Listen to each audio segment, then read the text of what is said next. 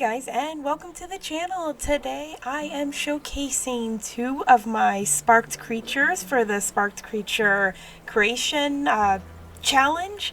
These are my Create a Sim ones, and there will be separate videos for both of these lovely ladies in future videos that I will be submitting to the Sparked Storyteller. One Sparked Storyteller, well, not one, but I placed as one of the top Sparked Storytellers last time, and it just made me really excited to try again. I didn't place on Stylist this last time around with Golden Age, but I did place on Stylist with Destination Wedding. I will link videos to those Sims in the description below. But let me tell you a little bit about these lovely ladies. Right now you have my werewolf, Selena Werewolf. I don't know what her actual last name would be because I was supposed to make her last name whatever creature she's supposed to be. Now, she is technically a werewolf as far as the Sim standards go. I will totally recreate her if we get werewolves in a future expansion pack, and I'm really hoping we do. But we don't have werewolves in the game yet, and while they are something that has been done in other Sims games, they said that as long as it wasn't in the Sims 4, it qualifies in the Spark Challenge. So I decided I was going to make her an island kind of themed werewolf. So she is part of a pack that lives on a secluded island, and she has dreams of getting away from that island. However, as a very cliche thing that I am going to do just because it popped in my head, she is currently in line to be the next alpha at that pack, but she doesn't really want to. She wants to experience the world. But I mostly just used outfits for her. As far as like the island living outfits, like right here is her main outfit, the one you will see on the thumbnail. Absolutely love it. She is so stunning, and I just played around with all the island living things because I wanted to keep that islandy theme going. She did a lot of like reds and whites and browns, and I think it worked really well for her. The hair I chose for her, I believe, is one of the new hairs, not new hairs, but one of the hairs that finally got fixed in that last patch, the October patch. And I love how it looks now compared to what it did before. If I am thinking of the correct hair, if I am not, I am so sorry. I never used the hair before because of how horrible it was beforehand, and I'm just so glad they are finally updating these. But yes, I absolutely love Selena, and I can't wait to share her story. Now, our next and final creation of the day is Seraphina Moonchild. Now, originally when I read the Spark rules, I skimmed over the part where it said that it could be based off of a existing mythical creature. So she is technically based off of Moonborns from Homebrew D&D. Correcting me if I'm wrong in the comments. But yeah, she's technically a Moonborn, but I slightly changed her thing, so that's why I changed her into a Moonchild. I knew from the get-go that I needed to make a purple-skinned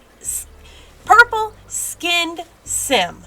I absolutely love this shade of purple for the Sim skins, but I don't get a chance to use it much just because of the fact that even though I play unrealistic gameplay a lot, and I make a lot of unrealistic Sims, I tend to not even use like the fantasy skin tones and stuff like that, just because the townies really don't have the fantasy skin. So unless I go and reload my entire save to basically be a fantasy save, I don't see the point in using the fantasy ones because then they seem really out of place. And I know that sounds weird, but let me tell you a little bit about Seraphina.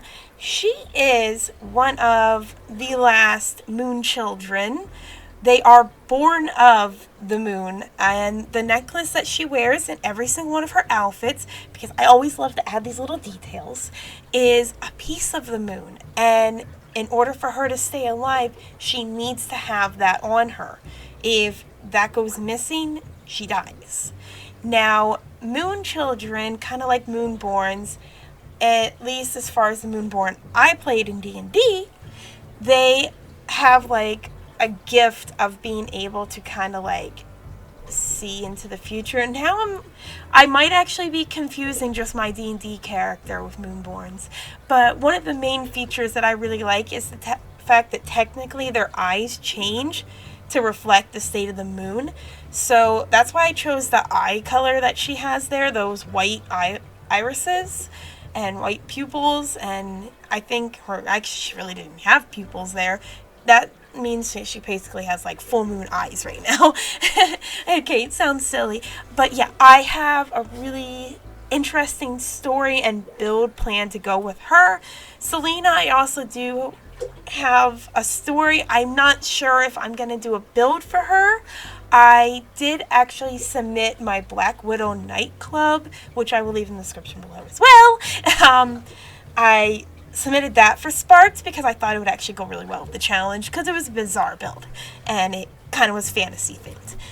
But anyways, with Seraphina, she is one of the last moon children, and basically they have been hunted to extinction because of their powers of being able to see in the future. Some people wanted the powers to themselves, while other people were afraid of her, thinking that she would be like evil and wanting to take over the world kind of thing. And not just her per se, but her entire race. So she stays hidden from other places or other people, like other humans and other fantasy creatures and whatever else might be out there to try to harm her. Now, I had issues with her ears. I really wanted her ears to show, but the vampire hairstyle of the buns, because of those little like gemstones in the hairstyles, like this is perfect because it has like a crescent moon, and I don't use that hairstyle often at all, so I had to use it. And unfortunately it did hide her ears. I probably will make another sim, like probably just like a regular elf or something later on, to just to have a sim in my Spark entries that has pointed ears, because I'm obsessed with pointed ears. I believe I've said it in another video, or maybe I said it on my Twitch stream. But yeah, I used to always have all my Sims 2 Sims have pointed ears. Actually, I think I did say that on Twitch. But yes, I actually do Twitch streams now, Wednesdays at 7:30 p.m. give or take Eastern Standard Time. I am doing the 100 Baby Challenge.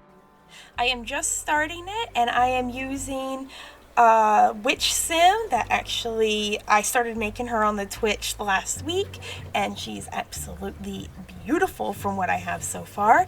But enough about promoting my Twitch stream.